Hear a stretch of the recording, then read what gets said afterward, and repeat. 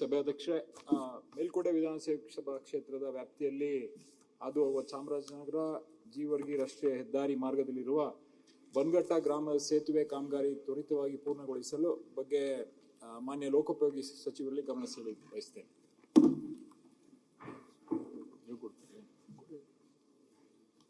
ಸನ್ಮಾನ್ಯ ಸಭಾಧ್ಯಕ್ಷರೇ, ಉತ್ತರ ಒದಗಿಸಲಾಗಿದೆ.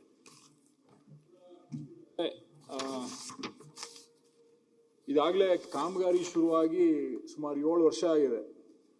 7 ವರ್ಷದಿಂದನೂ ಆ ಒಂದು ಬ್ರಿಡ್ಜ್ ಕನ್ಸ್ಟ್ರಕ್ಷನ್ ಮಾಡಿದ್ದಾರೆ, ಅದು ಸರಿಯಾಗಿಲ್ಲ ಅಂತೇಳಿ ಹಂಗೆ ನಿಲ್ಲಿಸಿದ್ದಾರೆ. ಪ್ರತಿ ಸತಿ ನಾವು ಮೀಟಿಂಗ್ ಮಾಡಿದಾಗ್ಲೂ ಅಲ್ಲಿ ಕರೆಸಿ ಇಂಜಿನಿಯರ್ಗಳನ್ನ ಕರೆಸಿ ಮಾಡಿದಾಗ್ಲೂ ಇನ್ನೊಂದು ತಿಂಗಳು 2 ತಿಂಗಳು ಅಂತ ಹೇಳ್ತಾರೆ. ಈ ಉತ್ತರದಲ್ಲೂ ಇನ್ನು 45 ದಿನಗಳ ಹೋದ್ ತಿಂಗಳು 19ನೇ ತಾರೀಕು ಮೀಟಿಂಗ್ ಮಾಡಿದೀವಿ, 45 ದಿನದೊಳಗಡೆ ಎಲ್ಲ ಮುಗಿಯುತ್ತೆ ಅಂತ ಹೇಳಿದ್ದಾರೆ. 7 ವರ್ಷದಿಂದ ಬರೀ 45 ದಿನಗಳನ್ನ ಈ ತರ ಹಿಂಗೆ ಟೈಮ್ ಕೊಟ್ಕೊಂಡೇ ಬರ್ತಿರೋದ್ರಿಂದ ಇದನ್ನ, ಯಾಕಂದ್ರೆ ಅಲ್ಲಿ ಹಳೆ ಬ್ರಿಡ್ಜ್ ನ ಯೂಸ್ ಮಾಡಿದ್ರೆ ನ್ಯಾಷನಲ್ ಹೈವೇ ಆಗಿರೋದ್ರಿಂದ ಅಲ್ಲಿ ಅಪಘಾತಗಳು ಜಾಸ್ತಿಯಾಗಿ ಸೇತುವೆ ಶಿಥಿಲವಾಗಿದೆ.